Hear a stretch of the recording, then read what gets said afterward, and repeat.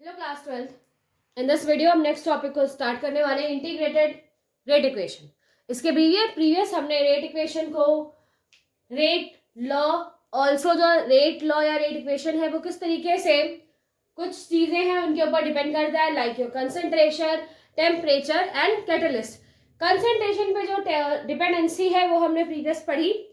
Next उसी से related ये टॉपिक है जिसमें ये बताया गया है, जिस तरीके से हमने पढ़ा कि जो रेट ऑफ रिएक्शन है वो कंसंट्रेशन जो होता है किसी भी रिएक्टेंट का जो कंसंट्रेशन है ऑफ रिएक्टेंट, वो रेट उस रिएक्शन के रेट को इफेक्ट कर डालता है। अगर कंसंट्रेशन ज्यादा है सो वो रेट स्पीड ऑफ रेट का, उस इक्वेशन का जो रेट है उसे चेंज कर सकता है। कंसंट्रेशन कम है तो भी जो रेट है इक्वेशन का वो अफेक्टेड होती है।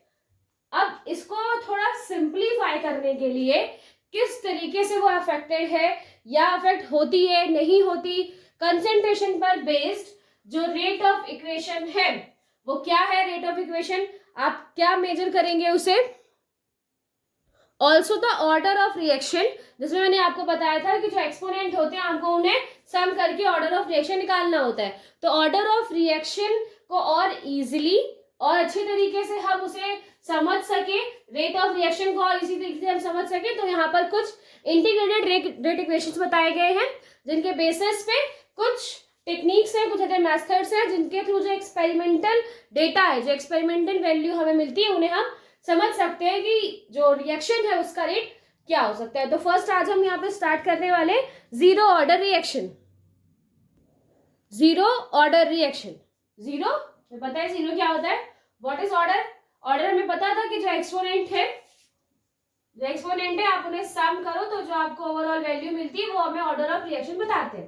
तो zero order reaction that means जो कंसंट्रेशन है किसका, रिएक्टेंट का। हमने यहाँ पर जो कंसंट्रेशन यूज किया है एक रिएक्टेंट का, एटम मास यहाँ बताया गया, उसका जो कंसंट्रेशन है वो कितना है, उसकी जो पावर है वो 0 है।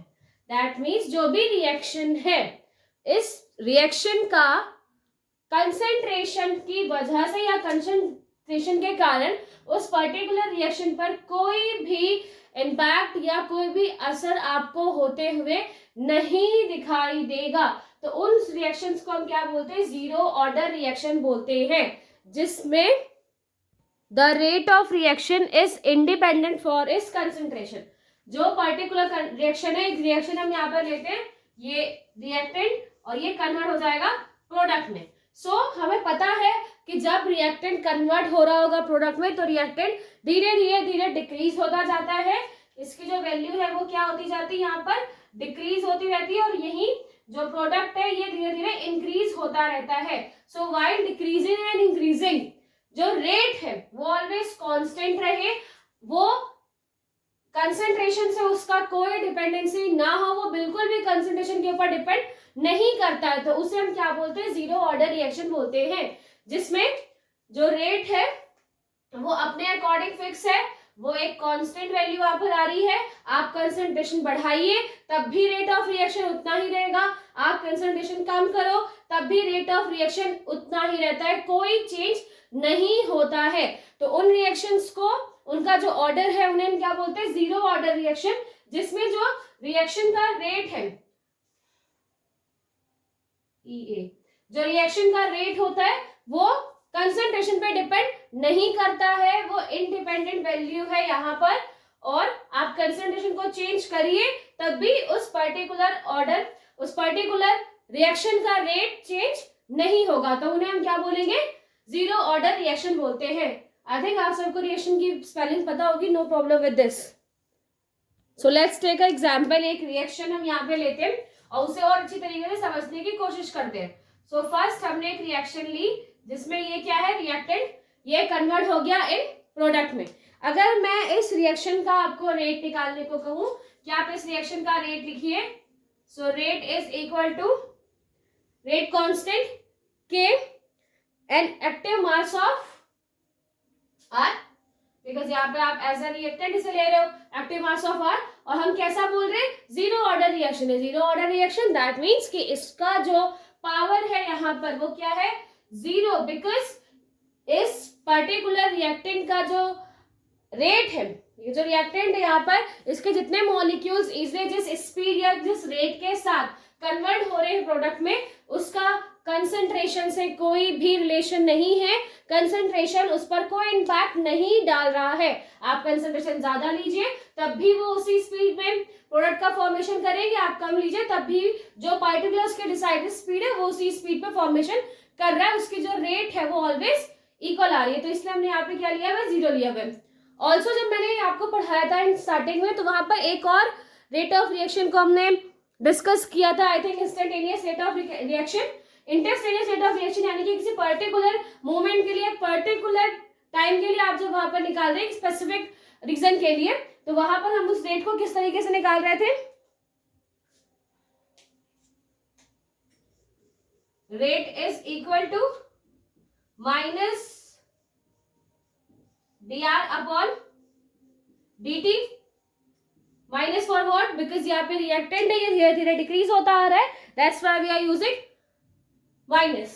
सो अब आप क्या करिए, आपको यहाँ पर रेट की दो वैल्यू मिल गई, क्वेश्चन नंबर 1, क्वेश्चन नंबर 2। अब इन दोनों को आप इक्वल कर देंगे तो आपको यहाँ पर वैल्यू क्या मिलने वाली है, that is minus dr upon dt is equal to K R naught, ठीक है, naught in the sense zero, वहां पर जो पावर उसकी लगी पावर एक्सपोनेंट जीरो। सो ये आप यहाँ पर लिखा हुआ है, ये क्वेश्चन आपको यहाँ पर मिली। अगर किसी पर्टिकुलर रीजन या फिर जो भी आपको यहाँ पर एक वैल्यू दी है उसका एक्सपोनेंट जीरो होता है, तो उसकी वैल्यू में क्या हो जाती है, उसकी वैल्यू होती है 1। सो यहाँ पर आर एक्सपोनेंट जीरो की वैल्यू हो जाएगी 1, और हमें क्या मिलेगा, minus dr upon dt is equal to k, because r जो जीरो है इसकी वैल्यू यहाँ पर हमने कितनी रख दी, 1 रख दी। अब इसकी वैल्यू 1 रखेंगे तो ये आपको यहाँ पर मिलेगा। नेक्स्ट थोड़ा सा इसको और हम चेंज कर देते हैं, और सिंपलीफाई करने के लिए dt हम इधर लेके चले जाते हैं। dt यहाँ पर किस में है, डिवाइड में, तो उधर जाएगी तो वो कैसे हो जाएगी, मल्टीप्लाई में, minus equal to k dt, minus को भी उधर शिफ्ट कर लिखते हैं, is equal to minus K dt।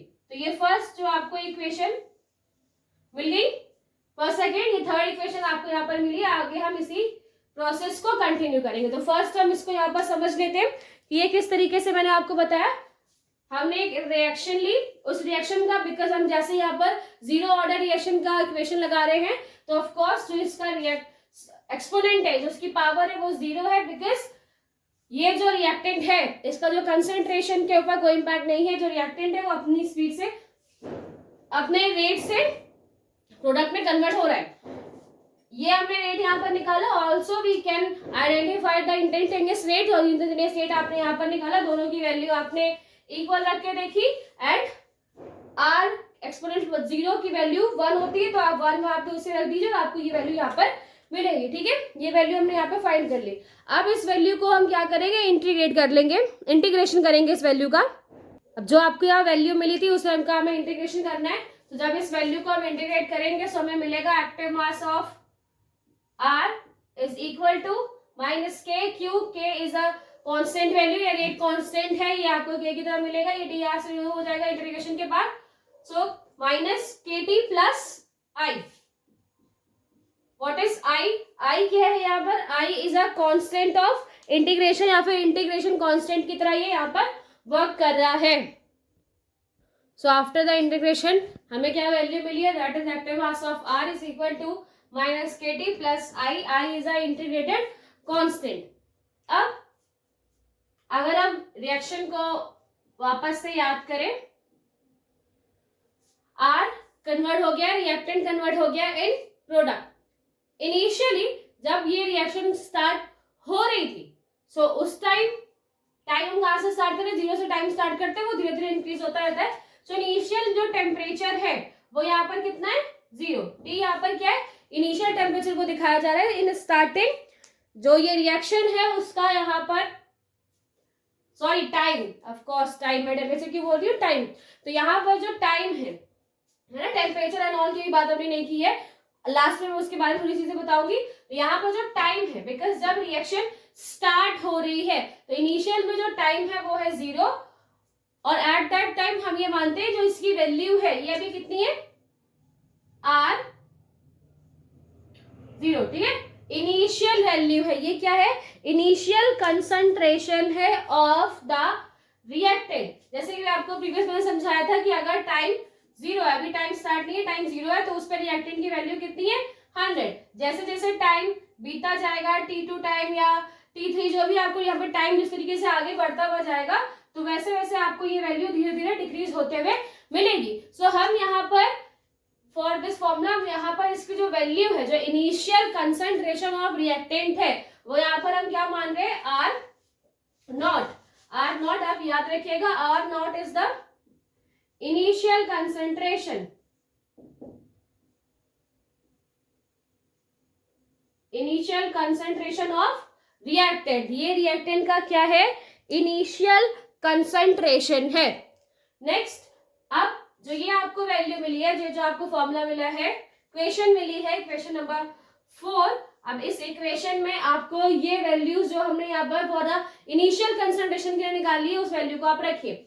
So are की जगह, यानी जो कंसंट्रेशन है उसकी जगह आप क्या यूज करोगे, उसकी जगह हम रखेंगे active mass of R0 is equal to minus के, टी की जगह पे क्या रखना पड़ेगा, 0 प्लस 1, सॉरी प्लस I। अगर हमने 0 रख दिया यहाँ पर तो के की वैल्यू भी 0 हो जाएगी, और active mass of R0 is equal to I। तो यहां से आपको I की वैल्यू मिल गई। अब आप I की value, equation number 5, equation number 5 से आपको I की वैल्यू मिलती है, आप I की वैल्यू पुट कर सकते हैं, वापस रखिए in equation number 4। So final जो इक्वेशन आपको मिलेगी वो है active mass of R is equal to minus KT plus active mass of R0। So this is the equation जिसके थ्रू हम बहुत सारी इक्वेशंस है, फॉर्मूला है, बहुत सारे न्यूमेरिकल्स है जिनको सॉल्व करेंगे, जिसमें 0 ऑर्डर रिएक्शन लिखी होगी और उसका आपका रेट आइडेंटिफाई करना होगा, या फिर 0 ऑर्डर रिएक्शन का हमें रेट कांस्टेंट निकालना होता है, तो उस जगह पर हम रिएक्शंस को इस फॉर्मूले का यूज किया जाएगा। आपको याद रखना है, इन दोनों में आपको कंफ्यूज नहीं होना। ये क्या है, ये जो एक्टिव मास ऑफ R है वो क्या है, रेट ऑफ रिएक्शन, जो आप इस रिएक्शन से वो जो रिएक्टेंट है वो धीरे धीरे डिक्रीज होता जा रहा है। एंड ये क्या है, R0 is the initial concentration, in starting में कितना था, after the time and after the rate constant वो किस में कन्वर्ट हो गया, जो फाइनल उसका कंसंट्रेशन है वो आप यहाँ पर निकाल सकते हैं for the 0 order reaction. Okay, अब जो यहाँ पर आपको ये इक्वेशन मिली है, इस इक्वेशन को अगर हम कंपेयर करते हैं by y is equal to mx plus 6, y is equal to mx plus c, अगर आप इस फॉर्मूले के साथ आप इसे कंपेयर करो, और कंपेयर करने के बाद जो इक्वेशन आपको यहाँ पर लिखी है, इस स्ट्रेट लाइन की जो इक्वेशन लिखी है, इस स्ट्रेट लाइन की इक्वेशन के अकॉर्डिंग अगर हम इसे कंपेयर करें और एक ग्राफ प्लॉट करने की कोशिश करते हैं, तो x एक्सिस पे आपको यहाँ पर क्या मिलेगा, टेम्परेचर, y एक्सिस पे आप क्या रखेंगे, कंसंट्रेशन। तो x एक्सिस पे आप टाइम रखिए। ऑफ कोर्स अगर मैंने इसके प्रीवियस t को टेम्परेचर बोल दिया हो तो आप प्लीज टाइम याद रखिएगा, बिकॉज t दोनों के लिए यूज होता है, तो वो फ्लो में निकल गया होगा, सो सॉरी फॉर दैट। तो ये t क्या है, टाइम। तो यहाँ पर x पर आप क्या रखोगे, टाइम, y पर आपको क्या रखना है, कंसंट्रेशन, और दोनों के बीच में अगर आप ग्राफ प्लॉट करते हैं, सो अगर हम ग्राफ प्लॉट करते हैं between the on the x axis time and y axis पे कंसंट्रेशन ऑफ द रिएक्टेंट का जो कंसंट्रेशन है और जो टाइम है, उसमें अगर हम ग्राफ प्लॉट करते हैं, सो c क्या है, कांस्टेंट, एक वैल्यू कांस्टेंट वैल्यू जो आपको मिलेगी, दैट इज जो इनिशियल कंसंट्रेशन है रिएक्टेंट का, दैट इज आर नॉट, और ये आर नॉट हमें कुछ इस तरीके से यहाँ पर एक वैल्यू मिलेगी, दैट इज आर नॉट, जो कि क्या है, इनिशियल कंसंट्रेशन। अगर आप इसकी वैल्यू के बेस पर आप ग्राफ प्लॉट करोगे, तो ये जो माइनस के है, ये माइनस के यहाँ से बताते हैं कि जो इसका स्लोप है वो कुछ इस तरीके से आपको एक माइनस स्लोप आपको वहां पर देखने को मिलेगा, और जिस वजह से आपको क्या पता चल रहा है कि जो कंसंट्रेशन है वो इक्वली क्या हो रहा है, धीरे धीरे कम होता आ रहा है, धीरे धीरे वो कम होता जा रहा है। बिकॉज जैसे जैसे आप रिएक्शन करवाओगे वैसे वैसे जो इनिशियल कंसंट्रेशन है वो विदाउट एनी अफेक्शन, किसी भी चीज का अफेक्ट नहीं होता हुआ, सिंपली इनिशियल कंसंट्रेशन से कम होता जाएगा, एंड पर्टिकुलर पॉइंट पे आकर वो आपको जीरो वैल्यू यानी कंप्लीटली कन्वर्टेड प्रोडक्ट के फॉर्म में मिलेगा। तो इस तरीके से आप ग्राफ प्लॉट कर सकते हो between the time and the concentration of reactant. So जो इक्वेशन 6 हमें यहाँ पर मिली है, इक्वेशन 6 से अगर हम K की वैल्यू यानी कि रेट कांस्टेंट की वैल्यू निकालना चाहे, active mass of reactant is equal to minus Kt plus R not, ये इक्वेशन हमें मिली है। ओके, तो फर्स्ट हम इस Kt का जो माइनस साइन है इसको कवर करने के लिए उसको एट दैट साइड लेके जाएंगे, तो यहाँ पर क्या आ जाएगा, Kt is equal to R naught minus active mass of R। That means initial जो कंसेंट्रेशन है उससे जो कंसेंट्रेशन ऑफ हम रिएजेंट आपको मिल रहा है, तो फाइनल रिएजेंट उससे मिल रहा है, हम उसे माइनस करेंगे। Also the K is equal to, इसको हम नीचे ले जाए तो R naught minus R upon T। So ये जो दो इक्वेशन आपको यहाँ पर मिल रही है, फर्स्ट दिस इक्वेशन जिससे आप क्या कर सकते हो, रेट निकाल सकते हैं जीरो ऑर्डर रिएक्शन का। अगर हम रेट निकालना चाहेंगे तो we are using this formula, और अगर आप उसका रेट कांस्टेंट निकालना चाहेंगे तो रेट कांस्टेंट निकालने के लिए हम कुछ इस फॉर्मूले का यूज करेंगे। बट आपको इनिशियल टेम्परेचर जो कि R नॉट है एंड द नेक्स्ट टेम्परेचर जो कि रेस्ट बचा हुआ है, ठीक है, जो रेस्ट आफ्टर द इक्वेशन आपको वहां पर जो वैल्यू मिल रही है उसे हम R में रखते हैं। जैसे कोई इक्वेशन आपके सामने पूछी गई, रिएक्शन पूछा गया है कि हम एक रिएक्शन कर रहे थे और रिएक्शन का इनिशियल जो कंसंट्रेशन है वो क्या है, 100, ठीक है। इनिशियली वो इनिशियल जो R है, रिएजेंट है, रिएक्टेंट है, उसका कंसंट्रेशन 100 था। आफ्टर सम टाइम या आफ्टर 10 मिनट्स जो कंसंट्रेशन है वो अब कितना बचा हुआ है, वो 20% कम हो गया, ठीक है, 20% वहां पे कम हो गया। तो जो 20% कम हुआ आपको रिएजेंट मिला है, बिकॉज 100 में से आप 20% माइनस कर दीजिए तो जो वहां पर आपको यानी 80 मिलेगा, वो जो कंसेंट्रेशन है वो वैल्यू आपको रखनी है इन R, active mass of R में, बिकॉज जितना कंसेंट्रेशन आपको एट द पर्टिकुलर टाइम पे, जो भी टाइम वो बता रहे हैं, आफ्टर 10 मिनट्स आफ्टर 20 मिनट्स जो आपको वहां पर टाइम मिल रहा है, उसमें कितना कंसेंट्रेशन ऑफ रिएक्टेंट बचा हुआ है उसको हम यहाँ पे रखेंगे। ये इनिशियल टेम्परेचर, ये टाइम, और इसके बाद हम यहाँ पर रेट कांस्टेंट को निकाल सकते हैं। Also we will get the rate of zero order reaction. Initially मैंने आपको बताया था कि जो rate of zero order reaction है बेसिकली वो थोड़ी सी यूनिक होती है। इस तरह के रिएक्शंस को होने के लिए कुछ कैटलिस्ट की जरूरत होती है। दैट मीन्स जितने कैटलिस्ट रिएक्शन आपने देखे जहां पर हम कैटलिस्ट को यूज कर रहे हैं वहां पर आपको जीरो ऑर्डर रिएक्शन दिखाई देंगी। इसके साथ साथ जो डिकम्पोजिशन रिएक्शंस होती हैं, जो डिकम्पोजिशन रिएक्शन है उनका भी जो ऑर्डर ऑफ रिएक्शन है that is zero order reactions है, कैटलिस्ट जहां पर आप यूज करते हो, और ऑल्सो डिकम्पोजिशन रिएक्शन जहां पर होती है। इनके कुछ एग्जांपल्स देख लेते हैं हम। So in this reaction decomposition reaction of ammonium, यहाँ पे हम अमोनिया का क्या कर रहे हैं, डिकम्पोजिशन कर रहे हैं in the presence of platinum. Platinum के हॉट सरफेस पे हम अमोनिया को डिकम्पोज कर रहे हैं। ये प्लेटिनियम एज अ कैटलिस्ट है, ऑल्सो डिकम्पोजिशन की प्रोसेस हो रही है। सो ये जो प्रोसेस है, यहाँ पर जो इसका रेट है, द रेट ऑफ रिएक्शन कौन सा है, ये जीरो ऑर्डर रिएक्शन है। सो इसके लिए NH3 is 0। ऑल्सो हमने आपको क्या बताया हुआ था कि अगर किसी भी पर्टिकुलर ऑर्डर के आगे आप 0 वर्ड यहाँ पे यूज करें और फिर एक्टिव मास ऑफ 0 यहाँ पे लिखा हुआ तो उसकी वैल्यू 1 हो जाती है, तो that means rate is equals to K। और K यहाँ पर क्या है, एक कांस्टेंट है, वो रेट कांस्टेंट है। आपको मैंने बताया कि वो कैसे निकाल सकते हो, तो यहाँ पर क्या है कि रेट जो है वो एक कांस्टेंट वैल्यू के बराबर है, रेट कांस्टेंट के बराबर है, जिस वजह से उसमें किसी भी तरह का चेंजेस आपको नहीं दिखाई देता है।